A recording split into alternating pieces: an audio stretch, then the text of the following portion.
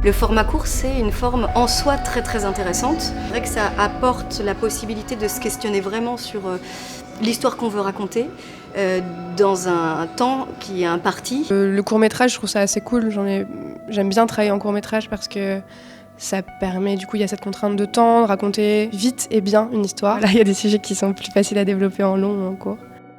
J'aimerais faire du long métrage. C'est l'objectif quand on fait du court, c'est qu'à un moment on a envie de faire du long. Le court permet d'expérimenter, de faire des erreurs, de se réajuster et puis ensuite de pouvoir s'optimiser en tant que créateur pour pouvoir faire le meilleur long métrage possible. Et aussi voir un autre format, des gens qui sont habitués à voir des longs métrages. Et ça permet de voir la pluralité un peu de ce qu'on propose aujourd'hui en France et ailleurs au niveau du court métrage. Je pense que c'est bien, puis c'est les réalisateurs de demain. Il faut envisager le court métrage comme un laboratoire d'expérience. En fait, on tente des trucs, on voit si ça marche pas, c'est le meilleur moment de se casser la gueule, quoi.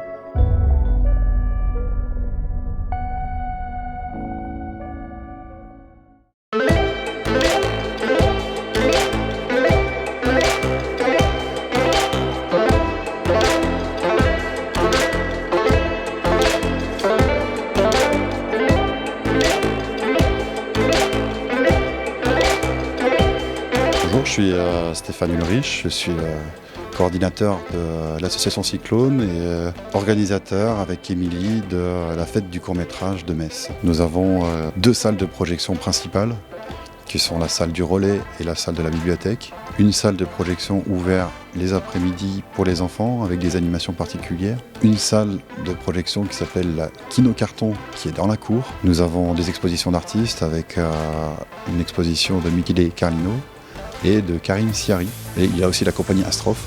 On présentait une installation vidéo sur le thème de la rencontre.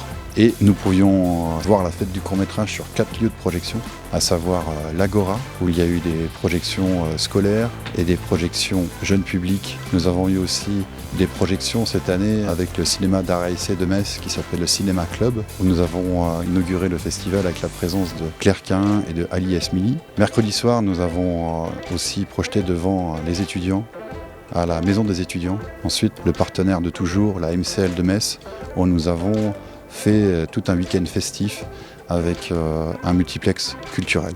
On va chercher les associations locales.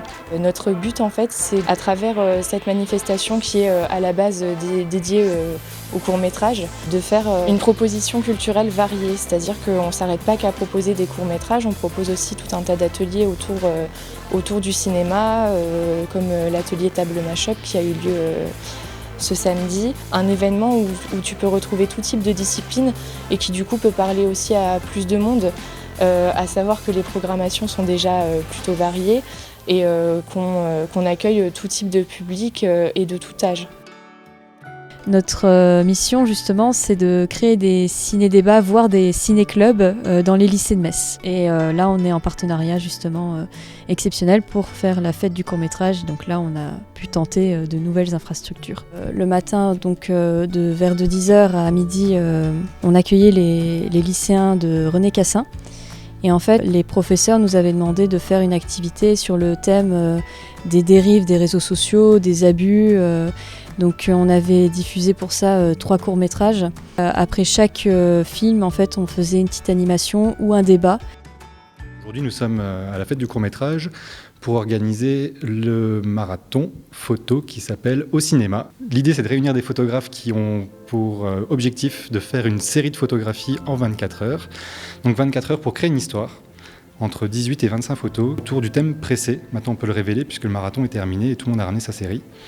Donc s'ajoute au thème des contraintes, qui sont photographier au moins une merguez dans le marathon, une personne et une référence au cinéma, que ce soit du matériel, une affiche de film ou quelque chose du genre. Et du coup, tout le monde a joué le jeu, tout le monde a rapporté sa série photographique et on a eu de beaux résultats. Le projet de l'Agora, c'était un atelier avec des enfants qui a duré sur une semaine et c'est devenu une petite vidéo qui dure 12 minutes, qui est projetée à la fête du court-métrage et qui a été projetée aussi à l'Agora. Moi, je pense que c'est capital d'amener de la culture, où on est plus dans de l'éducation populaire, surtout à la MCL. C'est pour tout le monde, quoi. Et donc c'est effectivement très important, oui. D'habitude, je viens plutôt seule ou entre adultes. Là, c'est la première fois qu'on vient avec elle, puisqu'elle a 2 ans et demi, donc c'est la première fois qu'on vient avec elle et c'est la première fois qu'elle découvre des courts-métrages. C'est une très bonne idée, la mise en place, tous les petits poufs, et puis le fait qu'il y ait des dessins partout autour. C'est bien, ça met déjà dans une ambiance pour elle, c'était parfait. On a eu une équipe d'une quarantaine de bénévoles qui étaient répartis sur différents pôles. On avait le pôle technique en premier lieu pour monter tout l'événement, notamment la MCL. Ensuite, on a le pôle restauration qui s'occupe de nourrir tous ces bénévoles, ces équipes, ces artistes, les réalisateurs, les partenaires, vraiment toutes les personnes qui sont raccrochées à l'événement. On a également le pôle buvette qui permet au public de venir se désaltérer entre 2 projections. Et ainsi que le pôle, un des pôles, et pas des moindres, le pôle décoration, donc qui crée et qui amène vraiment toute cette ambiance conviviale dans la MCL, toutes ces couleurs, qui amène vraiment une atmosphère et permet aux visiteurs de se sentir bien.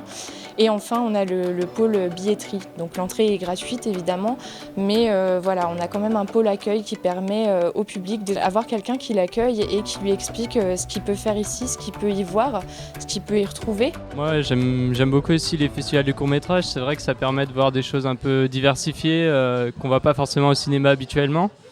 Et c'est des choses que je vois pas, c'est vraiment plusieurs types de travaux, même des choses plus amateurs, et un autre type de format, des choses peut-être un peu plus artistiques et moins grand public que ce que je vois en mode divertissement peut-être.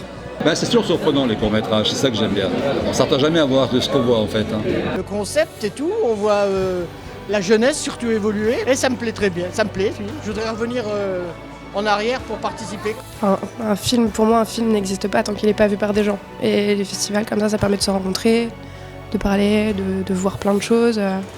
C'est ce genre d'initiative à travers toute la France qui va permettre aux réalisateurs et aux réalisatrices émergents et émergentes de pouvoir diffuser leur travail et d'acquérir une certaine reconnaissance. C'est pas vraiment tous les jours qu'on peut diffuser ces courts-métrages devant autant de personnes quand même. C'est pas le fait de le mettre sur internet, c'est bien, mais le fait de pouvoir le montrer, on va dire entre guillemets physiquement à des personnes qui sont là tous ensemble, c'est autre chose quoi.